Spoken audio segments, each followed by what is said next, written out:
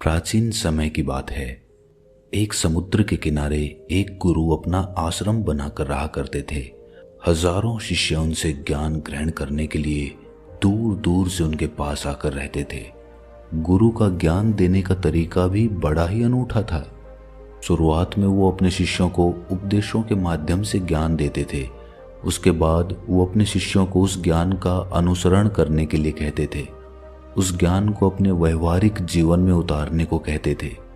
एक बार उस आश्रम में एक सम्राट अपने बेटे को लेकर पहुंचा। उस सम्राट ने उस गुरु से प्रार्थना की कि आप मेरे बेटे को अपने आश्रम में रहने दें और अपने तरीके से उसे ज्ञान दें। उसे इस आश्रम में बिल्कुल भी ऐसा नहीं लगना चाहिए कि वो किसी सम्राट का बेटा है। उसे बिल्कुल साधारण शिष्यों की तरह ही ज्ञान देने की कृपा करें। गुरु ने मुस्कुराते हुए कहा कि सम्राट, ज्ञान इसी तरीके से लिया जा सकता है। अगर तुम अपने आप को दूसरों से बड़ा समझोगे तो तुम ज्ञान ग्रहण नहीं कर पाओगे। अगर तुम्हें ज्ञान ग्रहण करना है तो तुम्हें दूसरों की तरह अपने आप को साधारण समझना होगा। यही ज्ञान ग्रहण करने की सबसे पहली सीढ़ी होती है। तुम निश्चिंत रहो, आज से तुम्हारे बेटे की जिम्मेदारी मेरे कंधों पर रही। ये कहकर गुरु सम्राट के बेटे को अपने साथ लेकर समुद्र के किनारे टहलने के लिए निकल गए। आश्रम के बाकी सभी बच्चे उस सम्राट को देख रहे थे। सम्राट अपने बेटे को अपने रथ पर बिठा कर लाया था, जिससे सभी बच्चे समझ गए थे कि ये लड़का सम्राट का बेटा है। इसी वजह से आश्रम के सभी बच्चे सम्राट के बेटे की तरफ आकर्षित हो गए थे।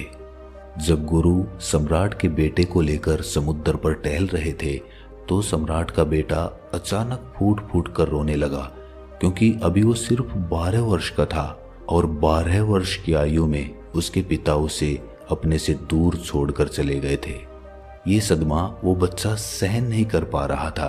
वो नहीं समझ पा रहा था कि उसके पिता उसकी भलाई के लिए उसे उस गुरु के पास छोड़कर गए हैं। उसे रोते हुए देखकर गुरु ने कहा कि बेटा, मैं तुम्हें चुप नहीं करूंगा। हो सकता है कि आज मैं तुम्हारे आंसू पोंछ दूं, लेकिन कल तुम फिर अपने आप को अकेला पाओगे। याद रखना, जीवन में इंसान अकेला आता है और अकेला ही जाता है। जितनी जल्दी जो इंसान इस बात को समझ लेता है, वो उतनी जल्दी आत्मज्ञान के रास्ते पर निकल पड़ता है। गुरु ने अपनी बात आगे बढ़ाते हुए कहा कि जो इंसान अकेला रहना सीख लेता है वही खुद से प्यार कर पाता है, और जो खुद से प्यार करना जानता है वो किसी के भी जाने का अफसोस नहीं करता, क्योंकि वो खुद से ही प्यार करता है। धीरे धीरे तुम आश्रम के माहौल में ढल जाओगे। शुरुआत में तुम्हें समस्या आ सकती है, लेकिन कुछ दिनों के बाद तुम इसे आत्मसात कर लोगे। उसके बाद तुम्हें यही जगह बहुत अच्छी लगने लगेगी। ये जगह तुम्हें अपनी महल जैसी लगने लगेगी। संध्या हो चली थी। समुद्र के दूसरे छोर पर सूरज छिपने लगा था और अपनी लालिमा पूरे आसमान में बिखेर रहा था। बड़ा ही सुंदर दृश्य था और गुरु उस शिष्य को अपने साथ लेकर आश्रम में वापस लौट आए। उस शिष्य को भी थोड़ी सांत्वना मिली, क्योंकि गुरु की आंखों में एक अभूतपूर्व शांति झलक रही थी। और जब हम किसी एकांतवासी गुरु की आंखों में वो शांति देख लेते हैं तो हमारे हृदय पे से भी सारा भार हट जाता है, मन एकदम निर्मल हो जाता है। जब सम्राट का बेटा रात्रि का भोजन करने के लिए भोजन कक्ष में पहुंचा तो आसपास के सभी शिष्य उसके पास आने लगे। उन सभी को पता था कि ये सम्राट का बेटा है और अगर हम इससे दोस्ती कर लेते हैं तो उससे हमारा बहुत फायदा होने वाला है। यही सोचकर आश्रम के ज्यादातर बच्चों ने उसे घेर लिया था। बस कुछ बच्चे जो अकेले रहने का महत्व समझते थे, जो दिखावे में विश्वास नहीं करते थे, वो उस सम्राट के बेटे के पास जाने की बजाय अपना पूरा ध्यान खाने पर लगा रहे थे और एकांत में बैठकर अपना भोजन कर रहे थे। कुछ दिनों के बाद सम्राट के बेटे की आश्रम के ज्यादातर बच्चों के साथ दोस्ती हो गई। अब वो आश्रम में उन बच्चों के साथ घूमता, उन्हीं के साथ अपना ज्यादातर समय बिताता। आखिरकार सम्राट का बेटा था, सुख सुविधाओं में पला बढ़ा था। आसपास बहुत से दास और दासियां होते थे। आसपास अपने मित्रों से घिरे होना, वही दिनचर्या उसने इस आश्रम में भी अपना ली थी।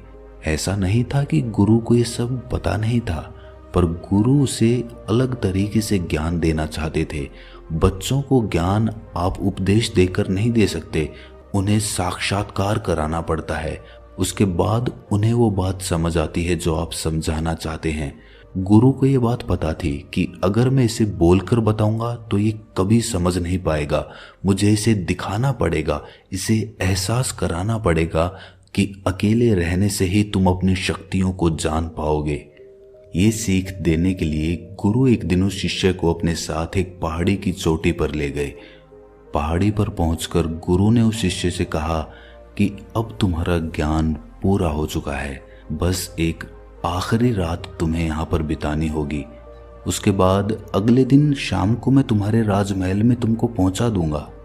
वो बच्चा तो ये सुनकर बहुत खुश हो गया कि अब मैं वापस अपने राजमहल चला जाऊंगा, फिर से मेरे दास और दासियां, सारी भोग की वस्तुएं मेरे पास होंगी। उस शिष्य ने गुरु से पूछा कि गुरुजी, मुझे आज रात आप यहाँ पहाड़ी पर क्यों छोड़ रहे हैं? आखिर मुझे कौन सा आखिरी ज्ञान यहाँ से मिलेगा? गुरु ने मुस्कुराते हुए कहा कि यहाँ पर चट्टान के पीछे तुम्हें छिपकर बैठना होगा। यहाँ पर रोज रात को एक बाज आता है, तुम्हें उस बाज को देखना है, बड़ी गौर से देखना है, हर गतिविधि देखनी है। और उस बाज को देखने के बाद अगले दिन अगर तुम उस बाज की खूबियां मुझे बता पाए तो मैं तुम्हें तुम्हारे राजमहल वापस भिजवा दूंगा। और हाँ, सुबह आने से पहले एक बात पर और ध्यान देना है। एक चरवाहा यहाँ पर अपनी भेड़ों को चराने के लिए आता है, तुम्हें उन भेड़ों की गतिविधियां भी देखनी है। याद रखना, बाज की गतिविधि रात को और भेड़ों की गतिविधि सुबह। अगर तुम दोनों की गतिविधि ध्यान से देखकर मुझे बता पाए तो तुम इस आश्रम से हमेशा के लिए आजाद हो जाओगे, तुम्हारा ज्ञान पूरा हो जाएगा। मैं तुम्हारे पिता को कह दूंगा कि ये बच्चा हमारे आश्रम का सबसे ज्ञानी बच्चा है। ये कहकर गुरु अपने आश्रम में वापस लौट आए और वो बच्चा वहीं पर उस चट्टान के पीछे खड़ा हुआ उस बाज का इंतजार करने लगा। काफी वक्त बीत जाने के बाद वहां पर एक बाज अपने बच्चों के साथ पहुंचा। सम्राट के बेटे ने पूरी रात उस बाज की गतिविधि बड़े ही ध्यानपूर्वक देखी और सुबह होने के बाद जब चरवाहा वहां पर अपनी भेड़ों को लेकर पहुंचा तो उसने एक अभूतपूर्व दृश्य देखा। उसने देखा कि वो बाज भेड़ के एक मेमने को अपने पंजों में दबाकर आसमान में उड़ गया। उसने उस भेड़ के बच्चे का शिकार कर लिया था। ये सारा दृश्य देखकर वो बच्चा आश्रम में वापस अपने गुरु के पास पहुंचा। इससे पहले कि गुरु उससे कुछ पूछते, उसने गुरु को प्रणाम करते हुए कहा कि गुरुदेव, आप आश्रम के सभी बच्चों को यहाँ पर बुला लीजिए। मैं सब लोगों को बताना चाहता हूँ कि मैंने क्या देखा। जब आश्रम के सभी बच्चे वहां पर पहुंच गए तो उस सम्राट के बेटे ने कहना शुरू किया कि मैंने अपने जीवन में बहुत से पक्षियों को देखा है, लेकिन बाज उन सभी पक्षियों में से सबसे अद्भुत और सबसे अलग होता है। उदाहरण के लिए एक तोता हम सभी ने देखा है।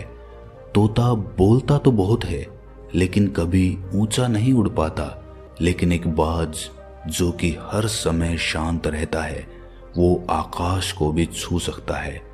उसमें आकाश को भी छू लेने का सामर्थ्य होता है। जब भी एक बाज अपने शिकार को निश्चित कर लेता है तो वो उसी शिकार पर अपनी नजरें गड़ाए रहता है, चाहे वो कितनी भी ऊंचाई पर क्यों ना हो, चाहे कितना भी बड़ा तूफान क्यों ना आ जाए, लेकिन उसकी नजर हमेशा अपने लक्ष्य पर स्थिर रहती है। आज सुबह जिस बाज को मैंने देखा उसने हर भेड़ को अपना शिकार नहीं बनाया, बल्कि उस भेड़ों के झुंड में से उसने उस भेड़ के मेमने को अपना शिकार बनाया। उस बाज की तरह हमें भी अपना ध्यान अपने एक ही लक्ष्य पर स्थिर रखना चाहिए। चाहे कितनी भी अड़चनें क्यों ना आए, हमें अपना लक्ष्य स्पष्ट दिखाई देना चाहिए। 10-20 अलग अलग लक्ष्यों में अपनी ऊर्जा बर्बाद करने की बजाय हमें किसी एक लक्ष्य पर पूरी एकाग्रता के साथ ध्यान देना चाहिए।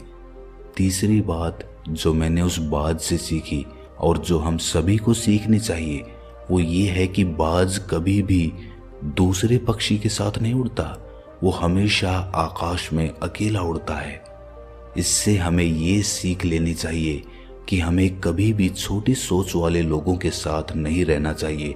आखिरकार हम भी वही बन जाते हैं जिनके साथ हम रहते हैं।